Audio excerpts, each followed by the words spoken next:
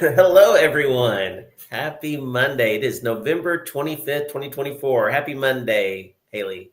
Happy Monday, Micah. How you doing? I am doing okay. Welcome to the Monday Lunchtime Digest. It is good to have everyone here with us today, talking about what is going on at the Oklahoma Counseling Institute and in the world of mental health. So, Haley, what is going on at OCI? Lots of great things. So, trivia question, Micah. Do you know how many courses we currently have on our catalog? Currently Oh my on-demand gosh. courses? Oh, I feel like I should know this. I would say 25. 25? Yeah. What? Try 60. 60. We have 60 courses in our catalog, everyone. Wow. Yes, on demand. With the two editions we have this weekend, we have 60 courses on demand. I'm going to do some mental math. That's about, I know a couple are shorter than 3 hours. It's about 170, 180 hours of CEs we have available on demand. Plus, how many hours, another trivia question, Micah, how many hours of live CEs are we going to offer next week? Oh, let's see. I should know this. 1, 2, 3, 4, 5, 6. I'm going to say 18.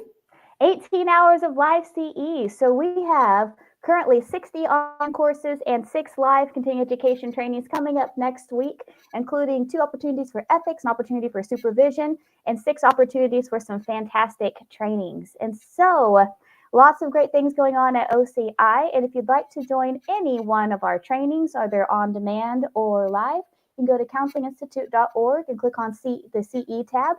There you'll find our live events calendar as well as the portal for our on-demand CEs. I know that LMFT folks and LCSW folks have just about 35 days, not to give you any anxiety, my friends, it's about 35 days to finish up those CEs, and ours are convenient and coming to you soon. Yes, yeah, and we know those social workers, they need their live CEs, so they'll be able to get those at our live webinars, and hope come and join us on those. And then also we are a NBCC provider, so the National Board of Certified Counselors. A lot of state boards accept CEs from those providers, and so if you are hearing about us from someplace other than Oklahoma, then check with your state board, because we may be able to provide continuing education for you as well. And we have some great topics in our on-demand catalog, as well as in our live webinars that are coming up in December. Absolutely. And as always, if you have any questions, send us an email, hello@edmondcounseling.com, or shoot me a text at 405-440-3034. I'm always happy to talk about our CE catalog. I'm really proud of that. Well, and Haley, what's going on in the world of mental health? So a couple of things. So one, locally, a couple of months ago, the Oklahoma City Health Department launched their mobile health assessment unit. Have you seen these, Micah? No, I have not. They're these big state-of-the-art trailers that have not only exam rooms, but they have the ability to take lab work. They have beds for examinations. There's wheelchair access. But the purpose of these are to travel to underserved areas in Oklahoma County to provide free vaccinations, health clinics, exams for folks who might not necessarily have access to healthcare in Oklahoma. And just wanted to point out that the Oklahoma County Health Department does have an events calendar. And over the next month or so, they're going to be doing a lot of these clinics in Spencer. And so if you have a client in Spencer who might be needing some health services, might be needing an exam or caught up on some vaccinations like the flu vaccine or COVID vaccine, then check out the Oklahoma City Health Department's events catalog, and you can find all the dates that they're going to be set up. Oh, fantastic. That is wonderful. Yeah.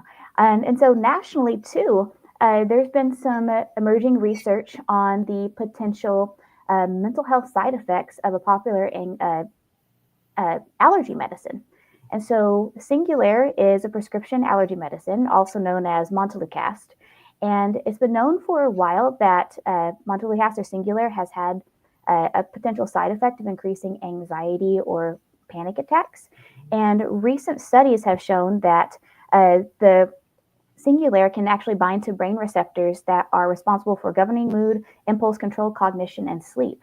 And recently, Singulair actually received a black box warning label because it is found that Singulair can also, a potential side effect can be an increase not only in depression, hallucinations, confusion, and anxiety, but also suicidal thoughts. And so I think that was just really helpful for me to remember as a clinician. Whenever I'm doing my intakes, whenever clients are, being seen by a medical professional, that I have an updated list of not only their mental health medications, but their other medications too. That way I kind of have an understanding of, hey, because it's not only mental health medications that can cause mental health side effects, but also, for example, Singulair, that can also lead to side effects as well. And so I thought that was interesting and a good reminder for me. So I wanted to share that with everyone else too. Yeah, and Hayley, I know you've told the story one time before about working with someone with anxiety. I believe it was they were making progress, things were going great, and then all of a sudden they started having problems with anxiety again, and then you questioned them, and they had a medication change, and that's what it was. That was contributing to the anxiety. Yes, it actually was Singulair. Oh, interesting. I didn't know that. It was, yes, it was Singulair, and then now seeing that there is now the black box label on it,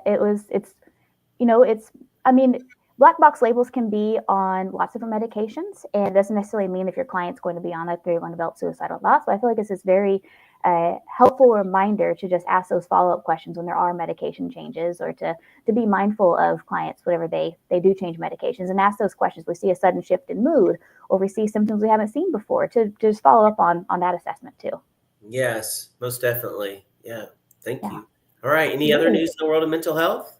Not news from me. What about you, Micah? What do you have on the agenda for today? Yeah, so I was, thinking about, we have Thanksgiving coming up, obviously, this week. And so one of the things about that, it reminded me of one of my favorite interventions to give to clients whenever they're doing, usually it's family gatherings that these types of things come up. And so clients that talk about apprehension of doing a family gathering, and then whenever you explore it, it's really just kind of more of the annoying types things, like my uncle is going to talk about politics, my mother is going to ask me when we're going to start having children, so it's not big, huge, traumatizing things. It's just those annoying types of things.